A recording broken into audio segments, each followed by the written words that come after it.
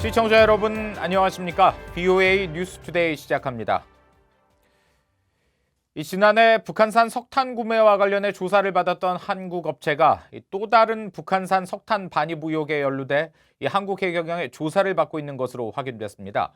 문제의 석탄을 싣고 한국에 입항한 선박의 운영주는 미 재무부가 유류 환적 의혹을 제기했던 선박의 운영주와 같은 것으로 나타났습니다. 첫 소식 함지하 기자가 취재했습니다. 지난해 인도네시아 당국이 억류했던 북한 선박 와이즈 어네스토에 실린 석탄을 구매한 혐의로 조사를 받았던 한국의 석탄 수입업체 A사가 이번에는 러시아를 통해 한국으로 들여온 석탄의 최종 구매자로 확인됐습니다. A사가 구매한 이 석탄 3,217톤, 약 30만 달러치는 지난 2월 러시아 나호강에서 토고 국적의 DN5505호에 실려 한국 포항에 입항한 뒤 억류됐으며 현재 북한산 석탄을 구입한 혐의로 한국 동해해경의 조사를 받고 있습니다. 이번 조사는 미국 정보당국이 한국 측에 관련 정보를 제공해 이뤄진 것으로 전해졌습니다. 최근 한국 경기도 소재 사무실에서 만난 A사 대표 이모 씨는 불법적인 북한산 석탄 구매 의혹을 전면 부인했습니다. 원산지 증명서 등을 확인해 러시아산 석탄을 구입했다는 겁니다. 근데 원산지를 보내왔는데 인터넷 사이트에 들어가 보니까 거기 러시아 상공에서 들어가 보니까 그대로 맞아요. 우리가 보내온 거하고 똑같아요. 그러니까 아무 의심도 안 했죠. 지금 그 선주 강력하게 이건 자기는 죽어도 아니라고 하니까. 특히 현재 억류 중인 석탄은 2차분이라면서 1차 석탄 운송분은 아무런 문제 없이 하역과 통관이 완료됐고 한국에 반입됐다고 설명했습니다. 그래서 첫 번째 배가 들어왔거든요. 부사 통관됐어요. 작년 11월에. 근데 이번에 이제 똑같은 배, 똑같은 서플라이어가 들어왔는데 갑자기 통관이 보류가 된 거예요. 그게. 한국 유기준 국회의원 측은 그러나 지난해 와이즈 어네스토 석탄 구매 사건에 대해 무혐의 판정을 받은 과정이 석연치 않다며 최근 A사 대표 이 씨와 한국 정부 관계자 등을 고발했습니다. 반복적인 대북 제재 위반 의혹에 휘말린 건 A사뿐만이 아닙니다. BOA 취재 결과 A사가 구매한 석탄을 싣고 온 DN5505호 역시 선주가 도영시핑이었는데 도영시핑은 이미 지난해 2월 미 재무부가 대북 유류 환적 의심 선박으로 지목한 카트린호의 소유주와 동일합니다. 한국 외교부는 이와 관련해 수사 중인 사안에 대해서 언급하기 어렵다면서 화물은 수사가 종결될 때까지 통관 보류 조치 예정이라고 밝혔습니다. 이런 가운데 미국 유엔 대표부 대변인실 관계자는 BOA에 특정 사안에 대해 논평을 하지 않는다면서도 모든 유엔 회원국들은 유엔 안보리 결의를 지켜야 하고 우리는 회원국들이 계속해서 그렇게 할 것으로 기대한다고 말했습니다. BOA 뉴스 함지하입니다. 북한이 이달 말부터 금강산 관광이 시작된다며 광고에 나섰습니다. 제재 국면 속에서 달러 확보를 위해 북한이 관광을 돌파구로 활용하는 모습인데 하지만 관광으로 얻을 수 있는 수익은 극히 제한적일 것이라는 게 전문가들의 분석입니다. 오택성 기자의 보도입니다.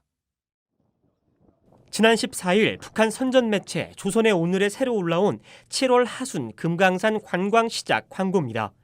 북한은 이 사이트에 금강산과 온천장 사진을 올려놓고 3박 4일의 일정으로 등산과 낚시, 온천 등을 할 수 있다고 소개했습니다. 석탄이나 철광석 등의 수출과 달리 외국인 관광은 대북 제재에 포함되지 않아 달러 벌이를 위해 북한이 관광을 활용하는 상황입니다. 북한은 앞선 지난달에는 집단체조 인민의 나라 공연 재개를 알렸는데 최고가 등급 좌석이 약 910달러에 달하는 이 프로그램을 의무적인 관람에 포함시키기도 했습니다. 하지만 이 같은 관광을 통한 달러 벌이는 한계가 크다고 전문가들은 지적했습니다.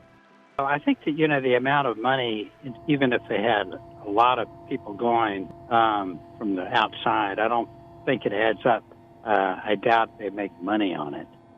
한국무역진흥기구 코트라는 지난해 북한을 찾은 해외 관광객은 120만 명이라고 밝혔습니다. 그러면서 관광객 1인당 300달러를 지출했다고 가정할 경우 관광 수입은 3억 6천만 달러로 추산된다고 덧붙였습니다. 이 같은 규모는 제재가 본격화하기 전인 2016년 대중 석탄 수출액인 11억 8,090만 달러와 비교하면 30% 수준입니다. 북한이 호텔 등 관련 시설을 확충하면서 관광 수입 규모를 더 키우려고 해도 현재의 대북 제재 상황 속에서는 쉽지 않습니다. Well, difficult for foreign investors to go in and build and equip and supply hotels. 호텔 사업에 필요한 제품들이 제재 위반 사치품인데다 물건을 납품할 기업들의 이미지 훼손 위험성이 걸림돌이라는 설명입니다. 지난해 20억 달러 넘는 무역 적자를 내며 지난 10년 사이 가장 큰 규모의 적자를 기록한 북한이 금강산 관광 등으로 성과를 거둘 수 있을지 관심입니다. VOA 뉴스 오택성입니다. 한국의 전문가들은 최근 잇따르고 있는 북한의 한국 비난에 대해 미한 공조의 균열을 시도하는 전술로 분석했습니다. 또 미국의 구체적인 상응 조치를 요구하며 북한이 협상 재개에 시간을 끈다는 분석도 나왔습니다.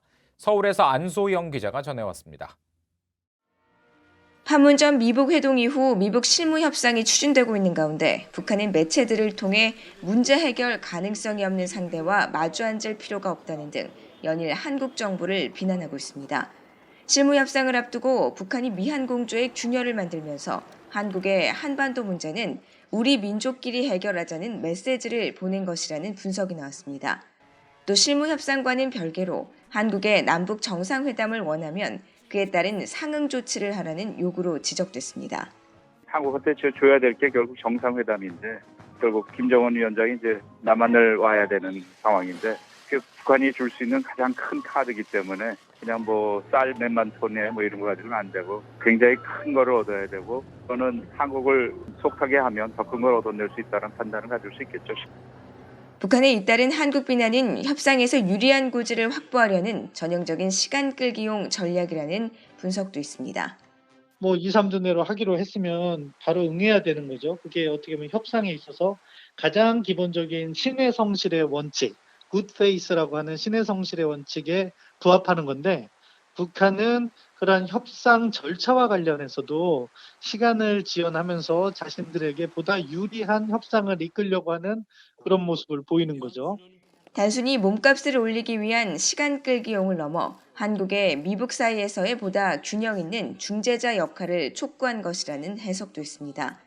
이제는 남북관계 개선에 매진해 줄 것을 한국 측에 요구한 것이라는 겁니다. 남북관계의 어떤 이행이라든가 어떤 남북관계에 대한 특별한 어떤 것들을 만들기 위한 어떤 노력을 좀 해달라는 그런 어떤 강조 이런 것들이 역사적으로 나타나고 있다고 봐야 되겠죠.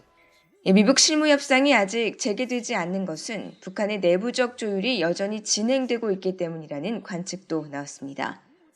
또 북한이 비핵화 조치에 따른 구체적인 상응 조치를 미국이 먼저 제시해 줄 것을 요구하며 실무 협상 재개를 지연시키고 있다는 해석도 있습니다. 서울에서 VOA 뉴스 안소영입니다.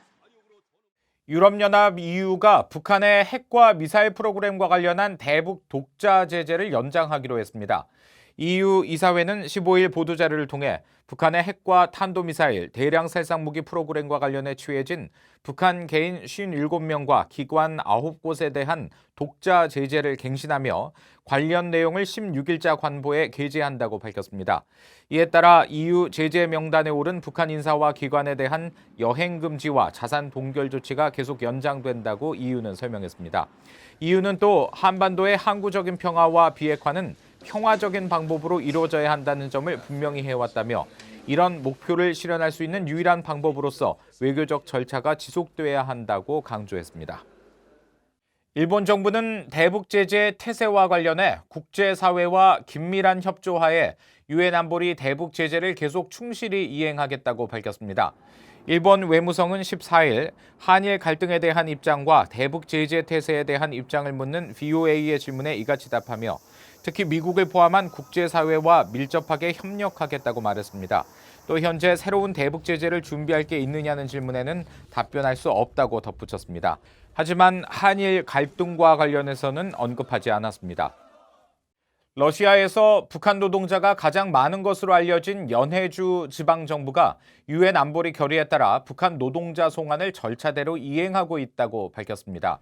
세르비나 베라 연해주 지방정부 제1부지사는 최근 블라디보스토크에서 열린 기자간담회에서 북한 노동자 송환이 어떻게 진행되고 있느냐는 한국 언론의 질문에 러시아 정부와 마찬가지로 연해주 역시 모든 유엔 안보리 제재를 현재 절차에 따라 이행하고 있다고 말했습니다. 일본 경찰이 북한산 대동강 맥주를 일본에 몰래 반입한 일본인 19살 A씨를 11일 후쿠오카 지방검찰청에 외환거래와 수출입법 위반 혐의로 송치했습니다. 일본 요미우리 신문에 따르면 A씨는 지난해 10월 중국 상하이에서 일본 사가 공항으로 입국하면서 당국에 신고하지 않은 채 짐 속에 북한 대동강 맥주 1개를 숨겨온 혐의를 받고 있습니다.